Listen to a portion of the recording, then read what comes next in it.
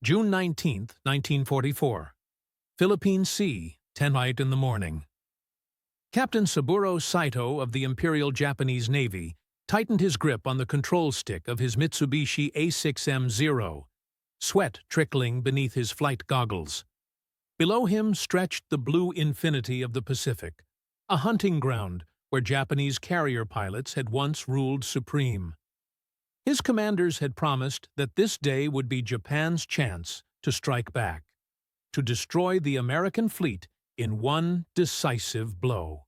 Yet what Saito saw as his squadron approached the horizon froze him with disbelief. Carrier after carrier stretching into the mist, flat decks bristling with planes, destroyers steaming alongside in perfect formation. It was not one fleet. It was an armada. The Japanese pilots had been assured the Americans had only a handful of carriers left. Instead, there seemed no end to them. How many can they possibly have? Saito thought. His answer would soon come, not in words, but in fire and steel. For Japan, aircraft carriers had once been the spearhead of victory. At Pearl Harbor in December 1941, 6 carriers, Akagi, Kaga, Soryu, Hiryu, Shokaku, and Zuikaku, launched the attack that stunned the world. But by 1944, the balance had reversed. While Japan struggled to replace every ship lost, the United States launched new carriers faster than Japan could sink them. In 1942 alone, America commissioned 8 new fleet and light carriers.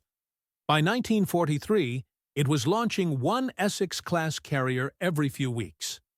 By the end of the war, the United States Navy would operate over 100 carriers of all types: fleet, light, and escort, an avalanche of steel that no nation had ever matched before or since. The numbers tell the story of disbelief. Japan built 6 fleet carriers during the war. America built 24. Japan managed 8 light carriers. America produced 9. Most staggering of all were the escort carriers, the small but vital baby flat tops that escorted convoys and supported amphibious landings. The United States launched 122 of them. Japan built 6. In total, the U.S. commissioned 151 carriers. Japan managed only 20. For pilots like Saito, trained in a culture of superiority, the shock was crushing. They had been told the Americans were weak, lazy, incapable of sacrifice. But the reality was a production miracle that defied imagination. The Essex-class carriers embodied this miracle.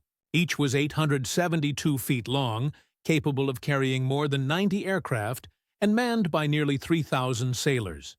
They displaced over 27,000 tons and could steam at 33 knots. Yet what amazed the Japanese most was how quickly the Americans built them. The USS Essex, laid down in April 1941, launched in July 1942, commissioned in December 1942. Less than 2 years from blueprint to battlefield. At Newport News, the USS Shangri-La took just 29 months from keel to commissioning. In comparison, Japanese shipyards took 4 to 5 years to build a single carrier, often delayed by shortages and bombing. One lesser-known fact reveals the scale of the American effort. At the height of construction, American shipyards employed entire towns. The Brooklyn Navy Yard, Mare Island, and Newport News ran 3 shifts, 7 days a week. Women, once dismissed from heavy labor, became welders, riveters, and electricians. In San Diego, entire families moved to temporary housing near shipyards so mothers could work on carriers while fathers fought at sea.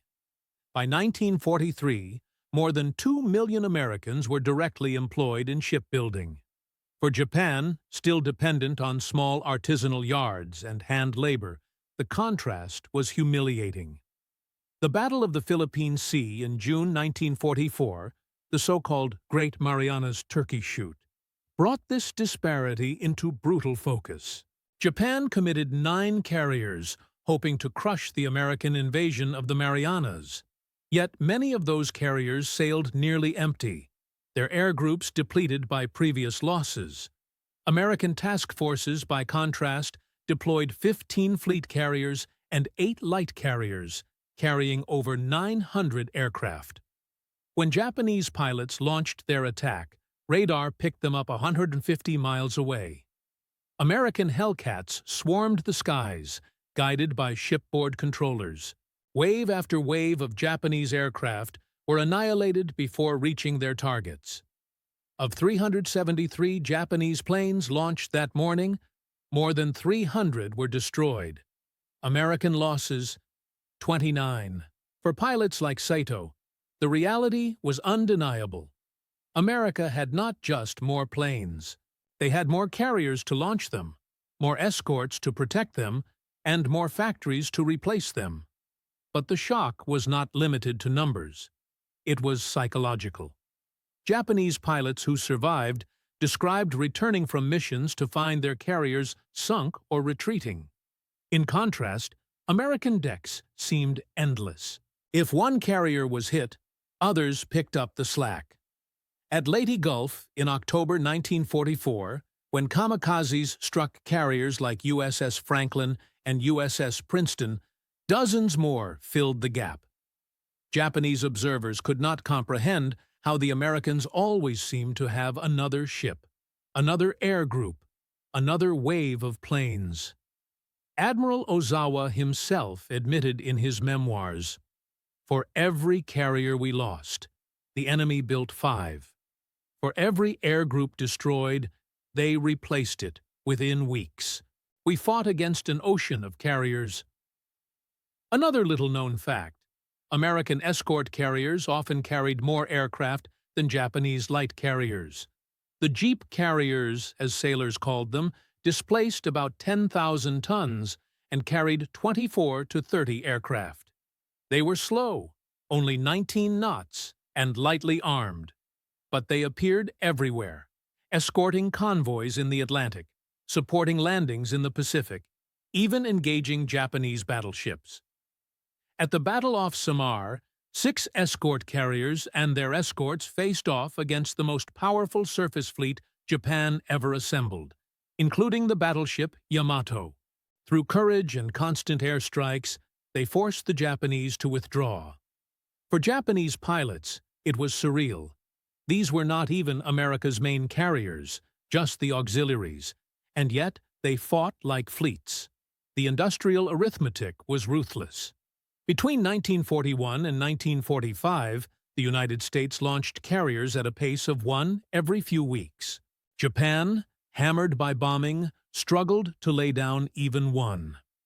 When the carrier Shinano, converted from a battleship hull, left Yokosuka in November 1944, it sank 10 days later after a single submarine attack. It had never even embarked an air group. American intelligence barely noticed. By that time, the U.S. had so many carriers that losing one barely dented strength. For Japan, every loss was a catastrophe. One overlooked dimension was repair. American carriers hit by bombs or kamikazes often returned to action in weeks. The USS Yorktown, damaged at Coral Sea, was back in combat at Midway just 3 days later after emergency repairs. In contrast, Japanese carriers often languished for months, their limited dockyards overwhelmed. When Zuikaku limped home after the Battle of the Santa Cruz Islands, she spent 6 months in dock. During that time, the Americans launched multiple new Essex-class carriers. By 1945, the imbalance reached absurdity. During the invasion of Okinawa, the U.S. Navy deployed 40 carriers, more than Japan had possessed in its entire history. They carried nearly 1,500 aircraft. Japanese pilots who rose to meet them often never reached the fleet, cut down by radar-directed interceptions. Survivors who managed to glimpse the armada spoke of despair. One compared it to an iron island chain stretching across the horizon. Another wrote in his diary, "They are not ships. They are factories at sea. We strike and strike again, and still they come." What shocked the Japanese most was not just the quantity, but the apparent indifference of the Americans. Carriers seemed expendable. When USS Bunker Hill was devastated by two kamikazes in May 1945, killing nearly 400 crew, her air group simply transferred to other carriers, continuing operations the same afternoon. To Japan, losing one carrier meant the collapse of an entire fleet operation. To America, it meant inconvenience. The machine rolled on. Even the smallest details revealed industrial supremacy. American carriers operated aircraft elevators that could move a plane from hangar deck to flight deck in 15 seconds. Japanese elevators took twice as long. Over hundreds of sorties, this difference meant entire extra strikes launched per day. When Japanese pilots complained of fatigue from multiple missions, Americans were already launching fresh waves. The rhythm of operations itself testified to a production system that never rested. By the war's end, the reckoning was clear. Of the 151 carriers America had built, only a handful were lost. Japan's carrier fleet, once the most powerful in the world, was annihilated. The proud flagships of Pearl Harbor lay at the bottom of the ocean. The only surviving carriers, like Zuikaku, went down in hopeless battles. For Japanese pilots who had believed in victory through courage, the sight of endless American carriers was shattering. No matter how bravely they fought, no matter how many lives they sacrificed, the industrial tide could not be turned. After the surrender, captured pilots confessed their despair. "We could not understand how they built so many," one said. "It was like trying to fight the horizon itself." Another admitted, "Our commanders told us America had no will, but their carriers never stopped coming. We realized we were already defeated." The war in the Pacific had begun with carriers at Pearl Harbor. It ended with carriers off Tokyo Bay, their decks packed with planes, their flags snapping in the wind. They were more than ships. They were symbols of factories, of workers, of a nation that turned steel into floating airfields faster than its enemies could comprehend.